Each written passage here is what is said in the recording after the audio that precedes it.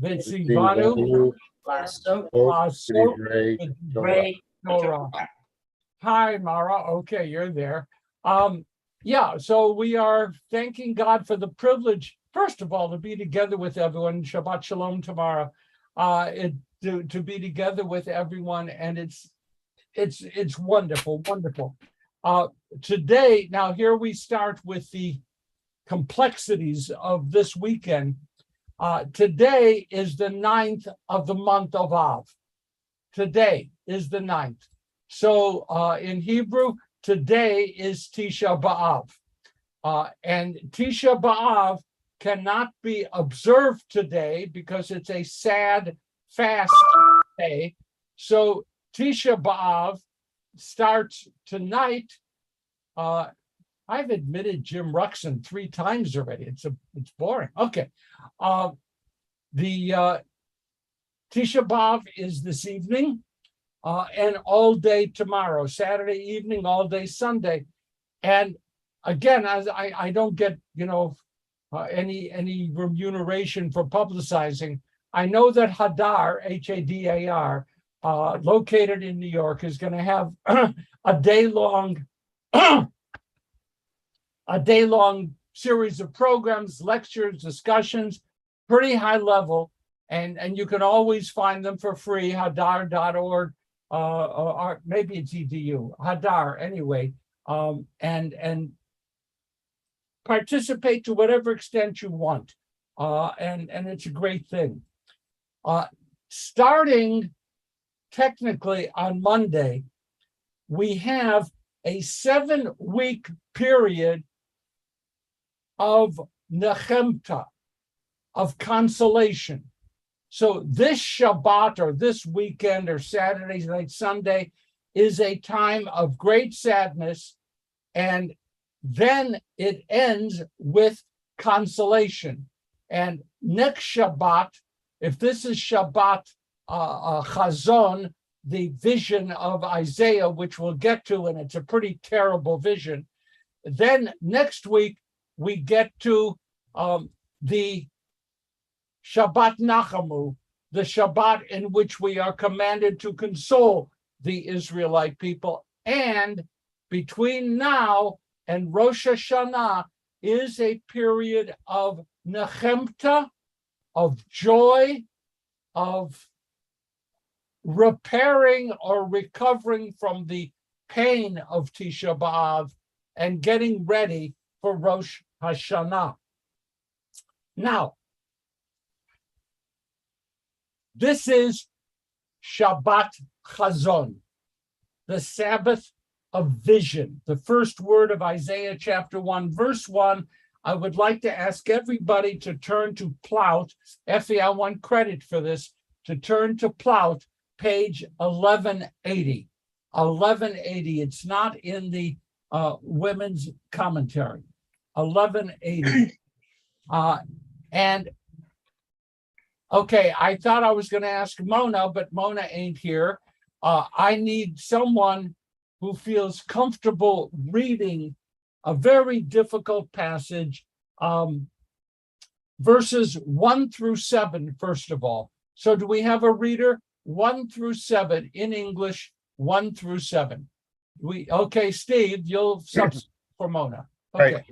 She'll be here momentarily, though.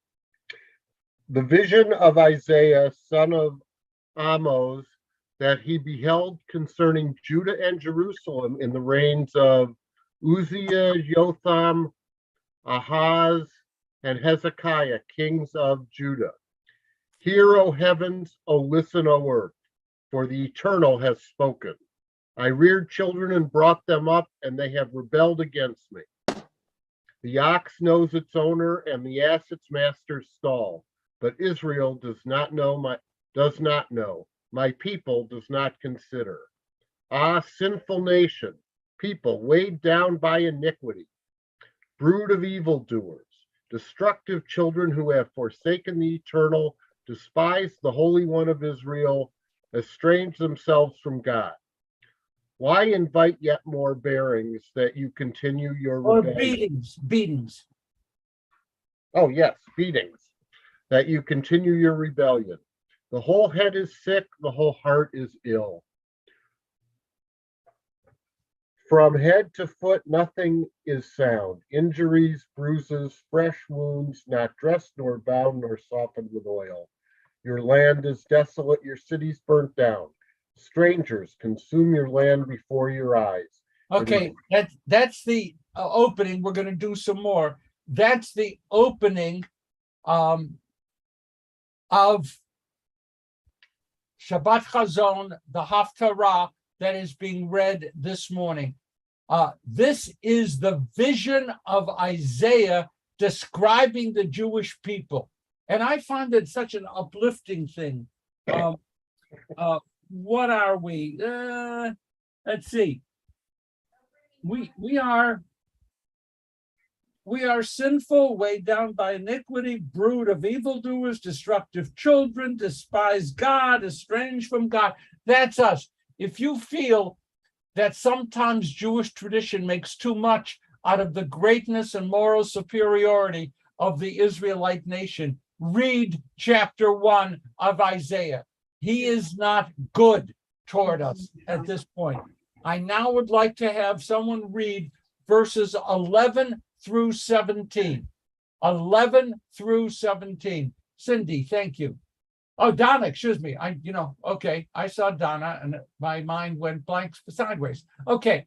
Donna Shapiro, would you read, please? 11 through 17. 11 through 17. What are your many sacrifices to me, says the Eternal One? I am sated with the rams you bring as burnt offerings, with the fat of your fine animals. I take no delight in the blood of bulls or lambs or goats. When you come to seek my presence, who asked this of you, to trample my courts? Bring me no more futile offerings. Incense is an abomination to me.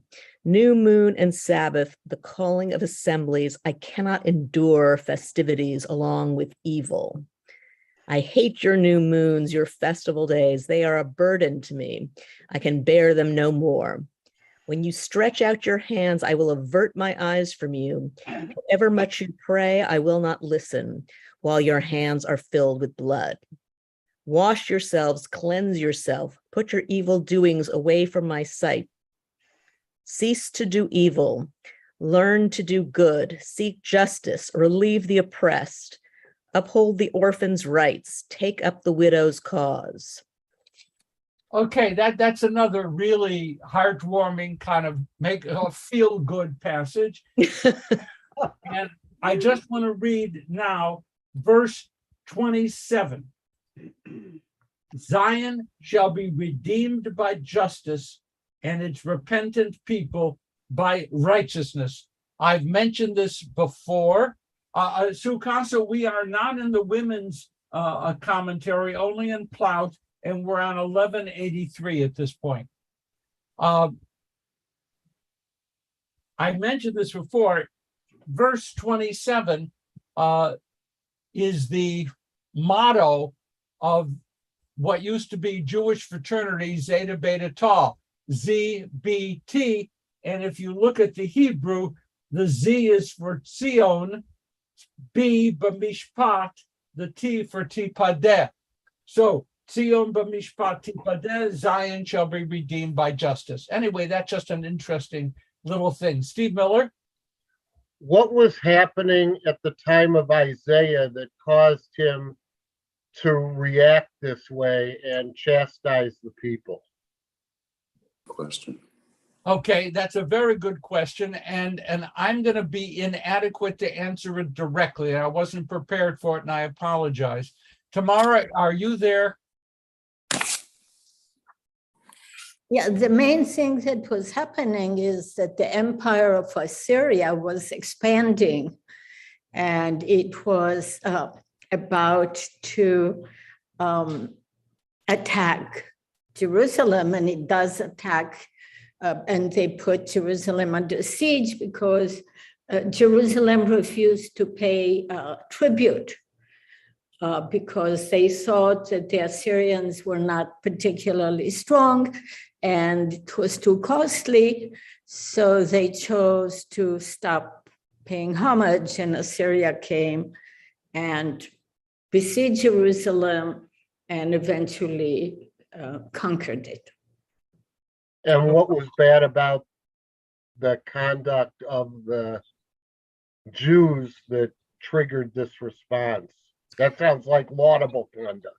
Yeah, I think what happens, I don't think the Jews of that time were any different from the Jews of our time, but the prophets then and now look at our society and see what's wrong. And rather than say it's all about politics, they're saying, no, you can survive politics if you create a just society. The real crimes are what we do to one another. And the conviction that if we build a healthy society and equity, then we can withstand being subjugated. The prophet didn't want Israel to go against Assyria. He said, clean up your house, don't play politics, don't play international politics, you're going to be squashed. But the leaders preferred international politics, and the prophets have a theological perspective, and they say it's not about politics, it's really about the kinds of society you are. So they pin it on internal corruption, especially by the wealthy oppressing the poor. And, still goes on. So I don't think they were any worse than Los Angeles in 2022. Oh, that's very uplifting. With any luck, we will have the enemies at the gates. Okay, I was just sending a link to Herman. He was having trouble getting in. What we have here, does someone want to describe the dichotomy, what Isaiah is putting out there? How does he see what's going on among the people, and what does he find so terribly, terribly displeasing to God? What's the problem here? And by the way, the problem is often misunderstood. This passage shows up in Reformed prayer books, high holiday services, and many people read it as saying, God doesn't care about ritual, God wants humane, justice-oriented behavior. What is the prophet saying that we're reading this Tisha B'av? What's the prophet saying? I'm looking for hands. Hi, Mona. Okay. I think he's saying that an outward display of obedience to God through ritual that is not accompanied by actual intention and is not manifested through proper good action is worthless. It's the ritual is only meaningful when it's animated by good intentions and demonstrated by appropriate, just conduct. And it's very personal. I mean, it's I think part of what makes the language so effective is that it's an expression of total disgust. Yes. Yeah. With us. Right, but with empty actions that Okay. it's just a cover for of evil behavior. Okay, that's great, right on target. Steve, we're going to move on. A quick comment. Yeah, I'm letting Mona talk. Oh, very kind of you. Good.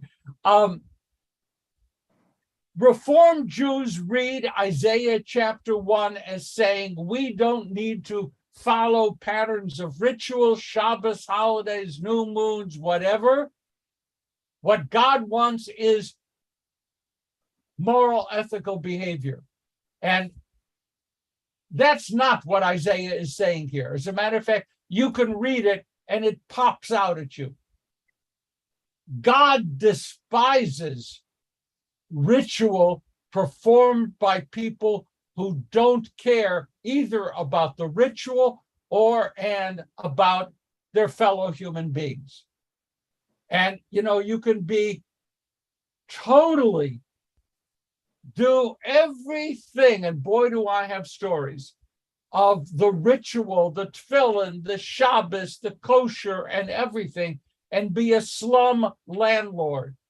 Isaiah is saying slum landlords need not apply. And unfortunately, that kind of behavior, in fact, exists. Okay? Any other comment? This is the vision of Isaiah. Why is it read right before Tisha B'av? Why? What is the connection that the rabbis are making here between Isaiah chapter 1 and Tisha B'av? I'm trying to get a couple of other people to come in. Merle. I think to make you realize, if you can make someone realize what they're doing wrong, and to start the process of repentance and everything that we're supposed to do for high holidays. Okay. You don't do things right. You're a little bit to the side, Mara. Exactly. We were going to say the same thing. Like we were. Well, I'm not sure if I'm responding to what you're asking, but I think the additional message from this is it's not enough to perform ritual and even to behave ethically if you don't in some way encourage others to do the same. Because if we only behave ethically, then we're still stuck in a civilization that is evil and that can destroy us. And I think in some ways you could apply that to the Holocaust. Okay, well, okay, but remember we're talking about Tisha B'av, but Marina. If Tisha B'av is a fast commemorating the destruction of the temple and other terrible events that happened to the Jewish people, it's possible that the transgressions of the Jewish people are linked to those destructions and the grievances that follow. So is that why we're reading it now? 100%. In other words, the rabbis put this here to explain why the temples were destroyed. And the claim will be the temples were destroyed not because the Jews didn't run around doing good ritual, but because they failed to connect service of God with concern for humanity, justice, etc. And this is the rationale. You want to know why the temple was burned? Read Isaiah chapter 1. That's one. Okay, I have a couple of others. Steve, Donna, Steve? Steve and Mona were both going to say what was just said. Okay, cool. Thank you. Me too. Oh. You want, in other words, you wanted to know why we have Tisha B'av because we're terrible people. Read Isaiah. We are terrible people. Read Isaiah, and there's a statement in the Talmud that says, because of our sins, we were exiled from off our land, period. All this happened because there's a direct connection between our behavior and what happens to us in history. Okay? And I had a funny conversation with Mara yesterday. I don't think I'm revealing anything incredibly secret. You said to me, I'm a little concerned you haven't done anything with which I severely disagree in the last few weeks. And you were right? And you were feeling disappointed. So here I go. I'm encouraged by you.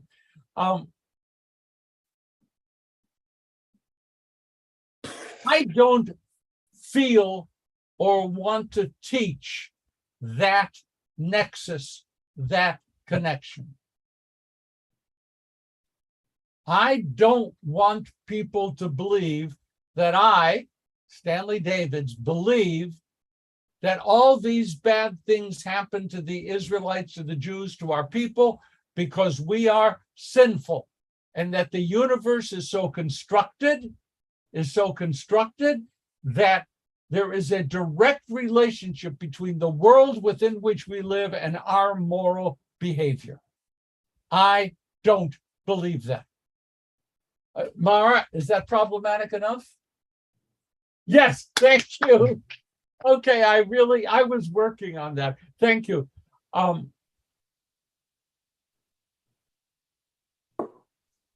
One of the things that we live with is the capacity to midrash almost anything. You can take an event and find a cause that you want or need to be there. Was the first temple destroyed? Yes. Was the second temple destroyed? Yes. Were the Israelites less than pure, perfect, ethical, moral beings? Yes. Therefore, A precedes B, A causes B. No. No, I don't believe it. I don't see it. And I don't see the reverse either, in which great rewards come to national entities and individual people because they are moral or punishment immoral. So I wanted to do that. I needed Sukasa. Two things. One, we have a passage that we read, I think, on Friday nights that it says, pray with all your heart. In other words, just mouthing the words is not enough. And it seems like that's one of the things that Isaiah is saying. Yet, I lost my train of thought. Welcome to my world. Oh, okay. Well, we'll get back to you soon.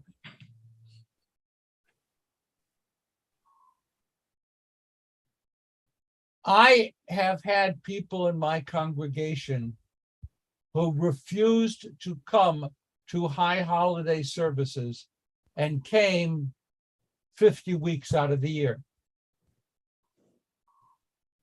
And when I, being moderately inquisitive, would say, I don't quite understand. You're here every Shabbos, Rosh Hashanah, Yom Kippur, you stay home.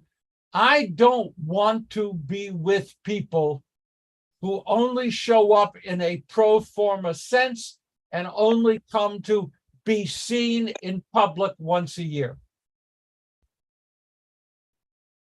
I had quite a series of conversations with these people. It's a powerful charge. I don't necessarily agree with it, but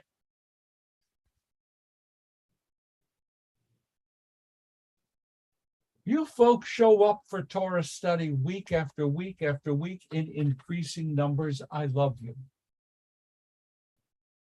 You stay, you study, you contribute, you build. This is the community which would be acceptable to Isaiah. Isaiah has trouble with people who don't mean what they say or who don't blend ethics with religious life. I'm going to move on from here. The point is made. Ray and then Steve. Oh, and then, okay, and then Brad. Ray, Steve, Brad. Thank you. I feel like Sue's hand was up before mine, if Sue would like to step in.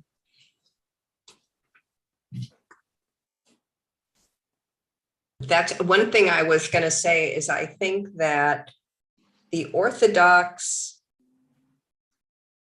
because they accept the Torah literally,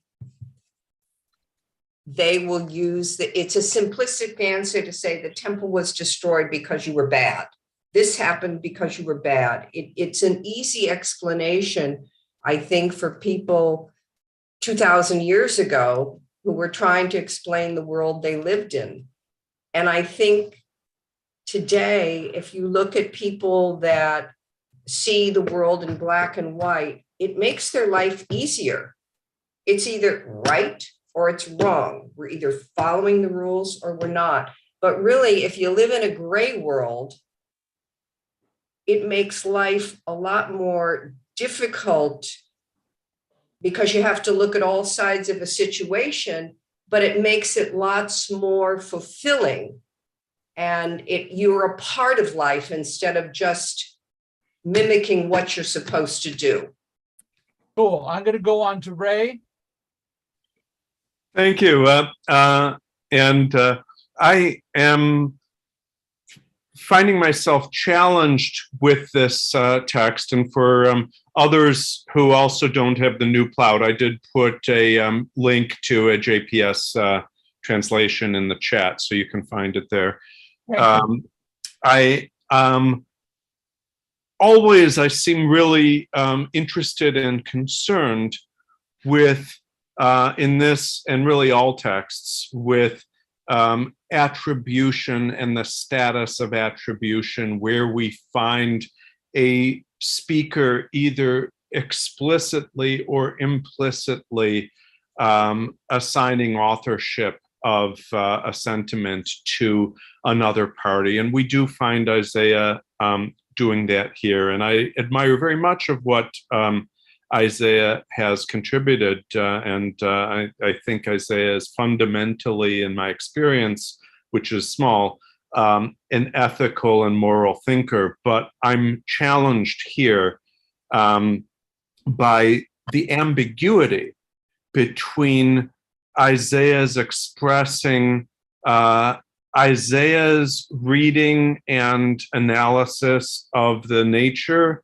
of the relationship of the people's behavior and their fate as meted out by God, and where Isaiah appears to attribute sometimes very direct and colorful, almost free and direct style of quotation sort of sentiments to God, with some ambiguity about who the speaker is.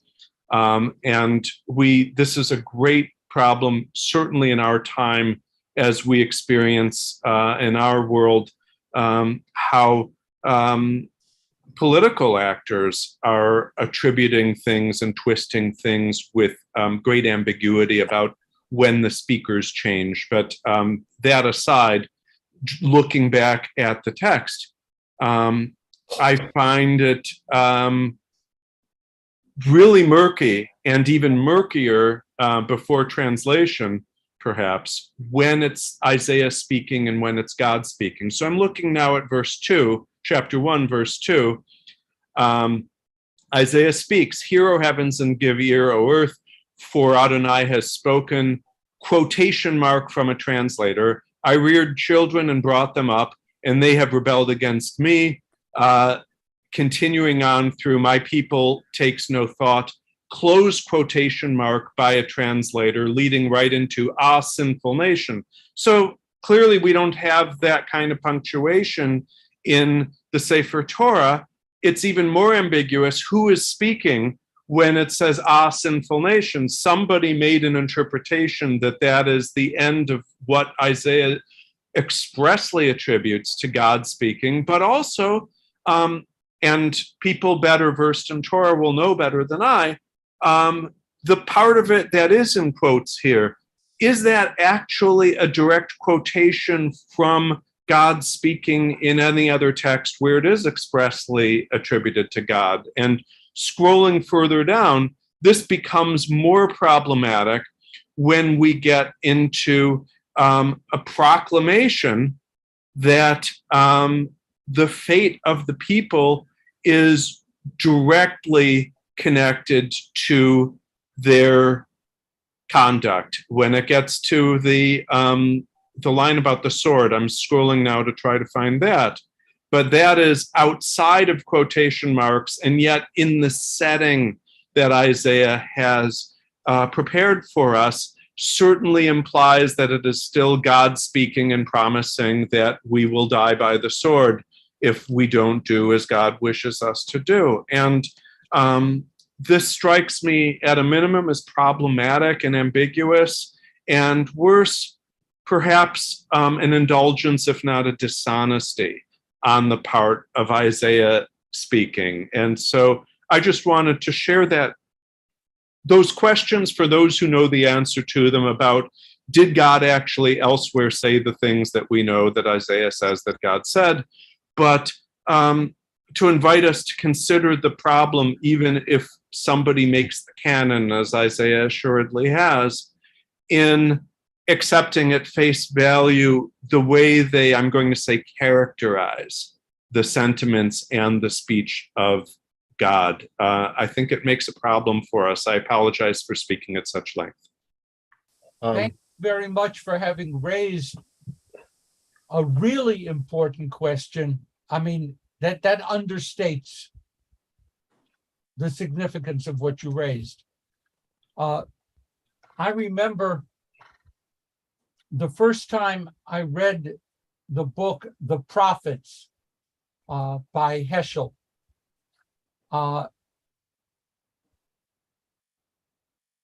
And I was taken, Ray, precisely into the questions you raised. In the book, The Prophets, and by the way, it is such a classic that if anyone wants to, it's a big classic. It's classically heavy and it's magnificently written. But in that book, the nature, the role, the activity, the function, the mindset, the belief of the prophets is wondrously described. And I'm going to make it really brief here. According to this evaluation of prophecy, the prophet is a channel whose individually is set aside by the power of God's message. I think that's what I want to say. Jeremiah cries out, I think chapter 1, may I, my intestines are inflamed. I am given a message by God. It's killing me to say this. I have no choice. And for the prophets, I think this is perhaps the normative experience. The prophet loses the barrier between the message that the prophet carries and the fact that the prophet is a conduit. What the prophet speaks, the prophet believes God is saying. Now, we can argue that, but that's what the prophet believes. Isaiah is saying what he believes God is imposing upon him to say. He didn't speak in quotation marks. And as a matter of fact, I agree with you in a very real way that the quotation marks here get in the way, because it isn't just God saying, I rear children, okay? And then the quote ends, right? It ends according to the quote, sinful nation who have forsaken the eternal. This is the prophet grappling with the same message. It isn't, he said, the prophet, God said, and these are separate messages. Ray, they are flowing in and out of each other. And I would also make reference, and then I'll stop because it's a huge question. you raised a great question, no surprise. When we read the priestly benediction, Yivarechecha Adonai v'yishmerecha and so forth, right? If you read the text in which that is couched, you will find that Aaron isn't blessing the people. Aaron is the conduit for the blessing that God is sending through Aaron. The prophet is not an independent operator. The prophet is captured by God and cannot but issue this message. I'm going to stop there because that's a whole class and we can do it. I have a couple of quick hands so we can move on. Steve, I see Steve and I see Eric and Larry. What I don't understand is God for everybody in the entire universe. Why does this rule of you do bad and evil will befall you apply only to us? The Nazis Okay, were and bad. I can answer that question quickly and with some degree of confidence. Because of the breach, because of the covenant, we have a unique covenant with God, and we understand that covenant to be a two-way commitment, God's loving protection contingent upon our obedience to moral, ethical life and doing that which is right. And therefore, we who have been blessed with covenant must pay the penalty of violating. Okay, I see Larry, and then we're going to do Eric and Brad. So let's see. I'm glad that Ray mentioned that the JPS text, because I'm also following along the JPS text on Sefaria.com, and I was struck as Steve and Donna were reading from Plout, just how different the translations are. And we were going through it very quickly, so I didn't get a chance to look closely at this, but it struck me that the differences in translation led to meaningful differences that are probably a class all by themselves. But I had noted that as we were going along, and it struck me as interesting how different the translations were. But what I came here to say was actually that, while I have lived long enough to doubt that there's a direct one-to-one connection between a person's or a society's good or bad behaviors or intents and good and bad outcomes, I don't think it's unreasonable to think that a person or a society that has lost their ethical foundations and are merely performing empty rituals might be more vulnerable to destructive outside influences and perhaps may not be able to rally and defend itself when necessary. So I do think that, Isaiah was onto something there for sure. And I was struck by Dr. Ashkenazi's comparison of that society to modern day Los Angeles, because that comparison in no way gives me any comfort at all. Yeah, well, Tamara, thank you very much for upsetting Larry, and that's good. Larry, thank you. By the way, you mentioned Sefaria, and I want to just take the occasion to reference that for people. Sefaria. It's a wonderful resource for the study of Torah and many other texts. You can go to it, free access, and you can open up a verse and get the Rashi and get the Ibn Ezra, get a translation, all kinds of stuff. So that's great. Thank you for that. And now I have to go to Eric and Jim. Okay, Eric. Hello. It seems like we have a contract with God, and if we violate the contract, we get punished, unfortunately. And that's what my simplistic opinion about that one. And also, Isaiah sounded like a talk show host like we have today on the radio and the television. Ain't that something? They sound exactly like the talk show host we have on the air, like KRLA and all that stuff.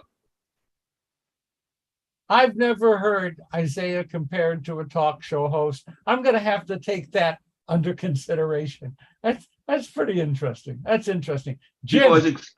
Because I listen to Dennis Prager sometimes, and he's like a prophet in the wilderness speaking about the ills of society. Yeah. That's what I get I can glean from the talk show host. Thank you very much. Arrivederci. Okay. I am so good. I am not going to comment on the talk show host you mentioned. I will, and to save you from that burdensome task, this is a guy who said that Judaism is falling apart because Jewish women are only having 1.67 children per woman. Jewish women are working in the marketplace and they're not birthing babies. So I know I've turned 50% of the women here against him, at least, or 50% of us against him. But he also has Prager University as self-ordained font of knowledge. At any rate, I think we have a conflict here, and Tamara put her fingers on it in the chat. If the covenant binds us to these obligations and promises us good things if we adhere to the covenant, it's as though bad things will happen to us. But does God cause the bad things, or is because the Germans were outside the covenant that they were allowed to happen to us? Is this an acknowledgement that God is not all powerful, as many religions believe? There's a conflict here, and Tamara says the Torah speaks to those non-believers as well. But it's an issue of agency and causation that I think disturbed me, that we're not, why should we adhere to the covenant because bad things can occur to us even if we do, because that must mean they're outside of God's control. By the way, I just quickly reference Amos, Halochi bnei Kushim atem li bnei Israel. Amos says, by the way, the Cushites, the Ethiopians, have the same channel of relationship with me as does the children of Israel. That God has relationships with all peoples and expects things from all peoples. But I want to move on. Let's see, where was I? Brad, was that right? Okay, Rabbi, real quick. I think Isaiah's thinking is an example of the logical fallacy known as post hoc ergo propter hoc, which mistakes causation for correlation. And number two, my question for you is, if we don't believe as Reform Jews in a punishing God, what are we supposed to take away from Tisha B'av?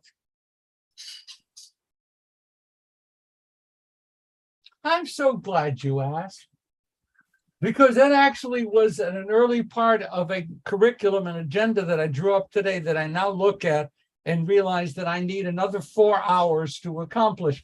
But I really enjoyed putting it together. Great lesson plan. No sense of time.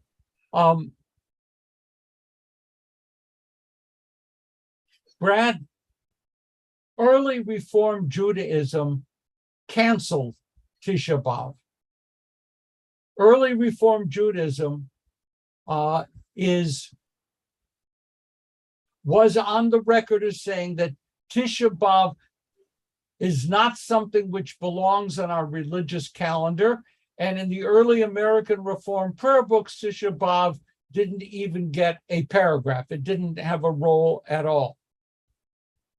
Some Reform teachers went further to say that, if anything, Tisha B'av should be a festival, a happy time. And that instead of weeping and mourning and sitting with a candle burning and chanting Lamentations, we ought to be partying and celebrating. Because had it not been for the destruction of the temples, Judaism would not have been freed from its sacrificial structure and forced to engage in the broader world without a central sanctuary being the be-all and end-all. Hurrah for Tisha B'av. We got the temple destroyed. Now we can become a universal religion.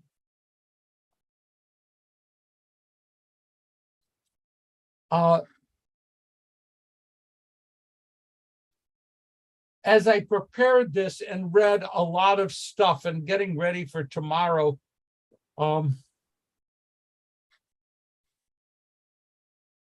I observe Tisha B'av. I do.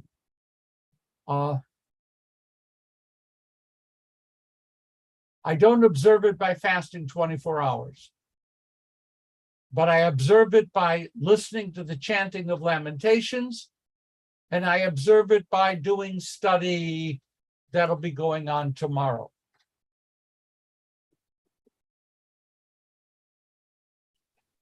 The key for me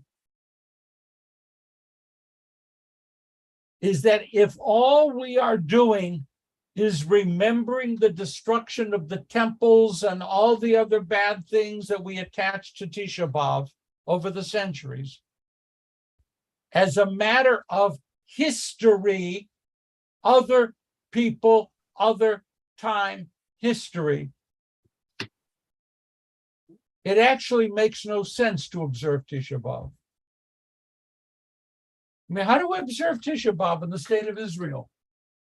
How do people gather by the thousands at the wall, the Kotel, and weep for the destruction of Jerusalem when they're sitting in Jerusalem, the capital city of the reborn state of Israel?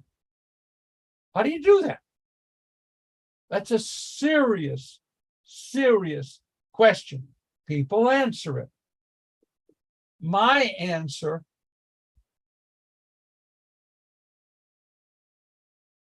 is that to the greatest extent possible, I don't view what happened on Tisha B'av, First Temple, Second Temple, as something that happened 2,000 years ago to other people.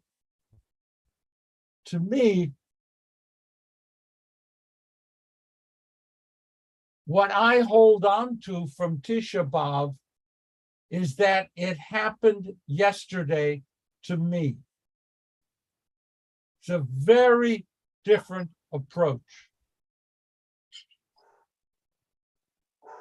I don't see myself as separate from the Jews who experienced the two destructions.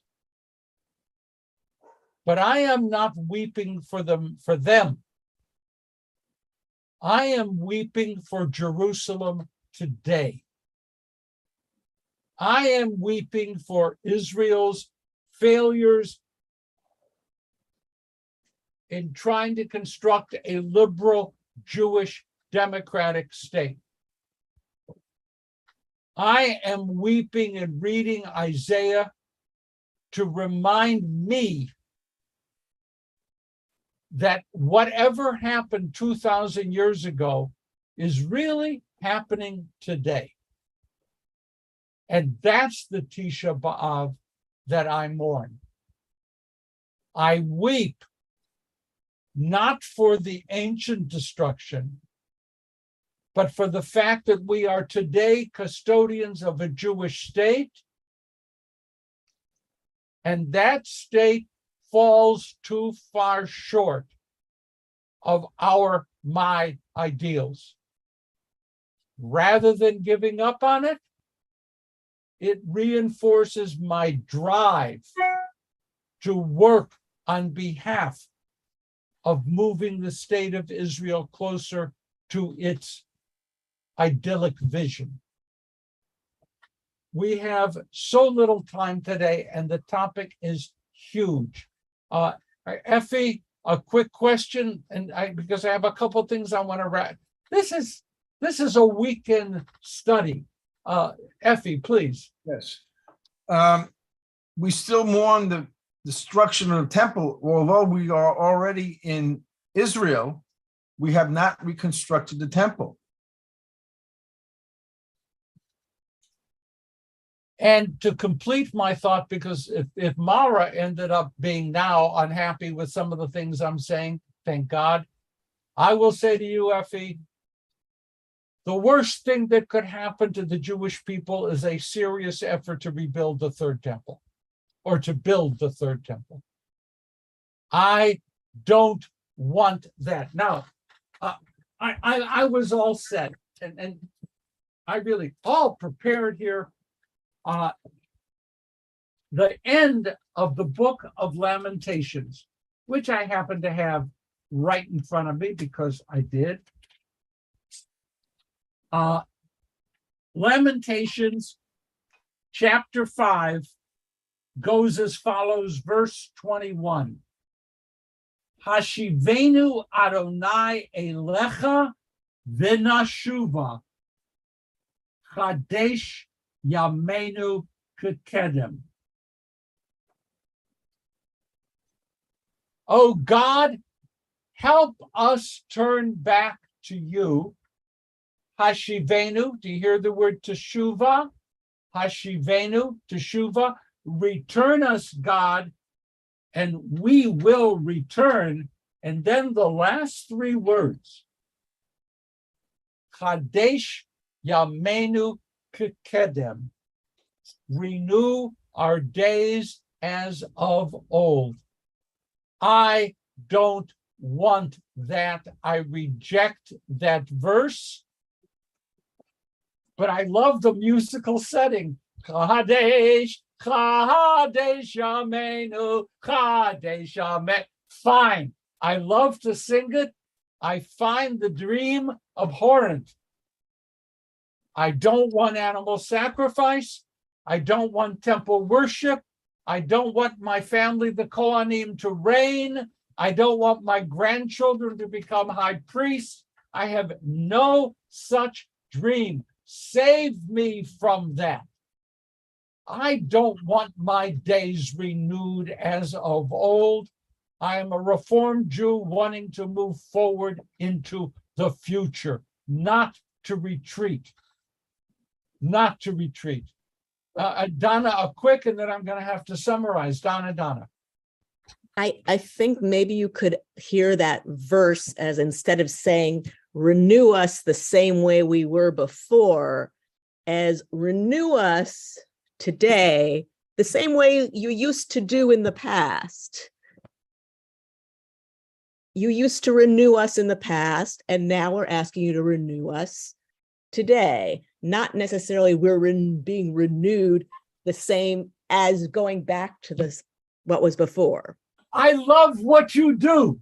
I reject what you do. But you reject.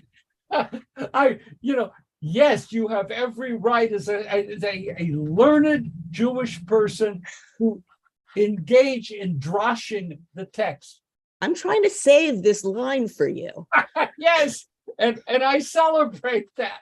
And you've done a great job of it. Okay, really, no. But look, there's so much.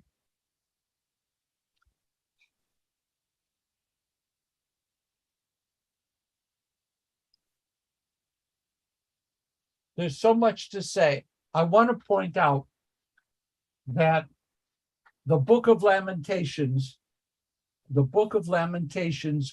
Eicha begins, Eicha yashva vadad, ha'ir rabati am haita, ke'almana rabati vagoyim, sariti bamdinot, hayita lamas. This is the traditional sound, poorly done. The first word of Lamentations to be read tonight, Eicha. And I want to point out that if we go to Deuteronomy chapter 1, verse 12, Deuteronomy 1:12, and I'm moving quickly here. 1:12. You will find, oh my goodness, verse 12. Eicha esa levadi torchachem. Eicha in the Sedra we're reading this morning is there in the Torah portion. How can I bear? Eicha. How can I do that? So you have it in Lamentations. You have it in Deuteronomy. Eicha is everywhere. And I just need to throw in something which I read and loved. Donna, if you take Eicha and take away the vowels, Aleph, Yud, Kaf, Hey, you can read it as Ayeka. Where are you? Ayeka. So that's how rabbis also drash this. Not only are we crying out in pain, Eicha, how did this happen? But Ayeka. Where do we first find somebody saying Ayeka, Donna? In the Garden of Eden. God says, gee, where are you, Adam? As if he doesn't know. So Eicha, on the one hand, is saying, how could I survive this loss? On the other hand, it's God saying to us, where are you, Jewish people? Ayeka. On the other hand, third hand, it's the Jewish people saying to God, Ayeka. Do I get enthusiastic about Tisha B'av? Even though, yeah, I do, and no apologies. And there's so much more to do. We have to stop looking at the historical festivals of the Jewish people as ancient times, and we have to struggle to find immediacy in them.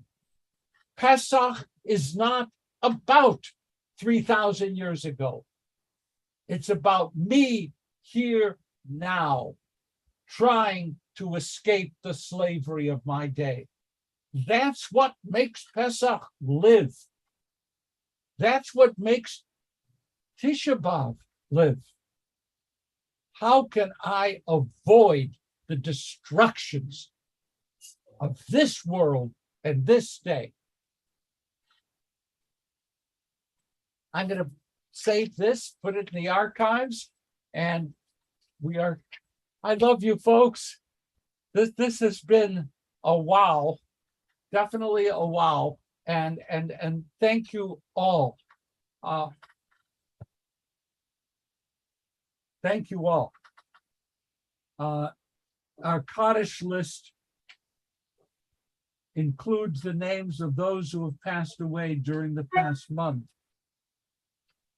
Geraldine Alden, Winifred Beck, Barbara Lynch Brownstein, Sonny Sanford Brody, Marion Brown, Michael Cambrus, Stephen Charna, Graham Durzon, Harold Eisen, Lawrence Judah Ganender, Michael Gittleson, Gertrude Klein, Joyce Stratner Linz, Helena Migdal, Sidney Joseph Moskowitz, Dov Marmer, Catherine Newmark, Lee Zlotnick. And I read now the names of those whose yard sites have been observed during the past week. Paula Alter, Rose Begelman, George Barakovici, Leah Bergman, Moisa Bergman, Charlotte Blatas, Max Bloch, Jeanette Blumenstein, Rhoda Brandel, Jonathan Paul Brody, Benjamin Birkin, Daniel Colmer, Myron Koretz, Dora Dan, Wolf Davidoff, Irene Rosenthal Dick, Aidan Edwards, June Ellen, Robert Ellison, Jerry DeFalco, Carlos Farber, Harry Farkas, Alan Feldman, Frank Fenton, Edith Fisher, Carolyn Fisher, Zelda Foreman, Joyce Friedman, Beverly Friedman, Sheldon Allen Geller, Max Goldstein, Peter Grad, Bernard Grad, Leslie Handelsman, Michael Harris, Murray Heichman, Hattie Hertz, Hattie Isaacs, Muriel Jackson, Farouk Javaharian, Edward Kalmer, Rona Kaufman, Jonas Benton Kelsall,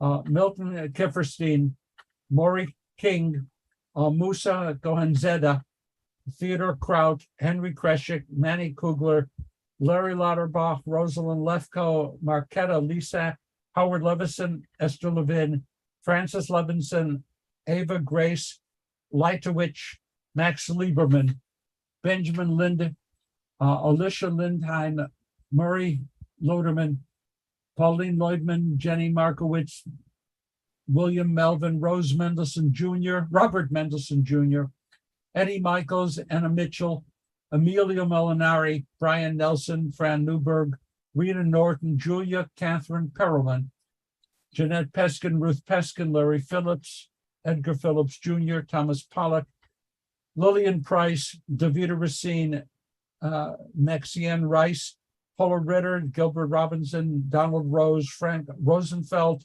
Marion Rosenstein, Florence Roth, Eva Ruvelson, Evelyn Schwartz, Miriam Wolfson Shapiro, Stephen Shaw, Joseph Seneko, Ida Steiner, Susan Konstatsky, Harold Sussman, Chaim Tagger, Jonathan Weiss, Anna Bell Weiss, Sam White, Celia White, Rabbi Alfred Wolf, Lawrence Wolfen, Moshe Aaron Young. If there are other names to be remembered at this time, please speak those names aloud now. Charlene Grant. And speak other names in our hearts. We bear in our hearts as well the names of all of those who died in defense of the United States, died in defense of the state of Israel, died through senseless acts of terror and horror and murder. All those who have no one to say Kaddish for them, we bring them all into our hearts. We say together, Yitkadal v'yitkadash Shemei Rabbah, V'yama Ivra Pirute, V'yamlich Malchute, V'chayechon Uvyomechon, V'chaye Dechol Beit Yisrael, Ba'agala U'bizman Karev, V'imru. Amen. Yehei Shem Barach Le'olam Ulamei Almaya Yitbarach Yistabach. V'yitpam V'yitnomam V'yitnaseh V'yitzdar V'yitaleh V'yitalau Le'el Kudusha La'ela Min Kol Birchata Tush B'chata V'nechemata. Amen. Shlama Rabba Min Shema V'chayim Malenu. Yal Kol Yisrael V'nu. Amen. Amen. Oseh Shalom. Yaseh Shalom. Aleinu V'al Kol Yisrael V'nu. Amen. May Amen. God, who makes peace in the high places, make peace in our hearts, make peace in our homes, make peace in the household of Israel, make peace among all the families and nations of earth, and let us say, Amen. Amen.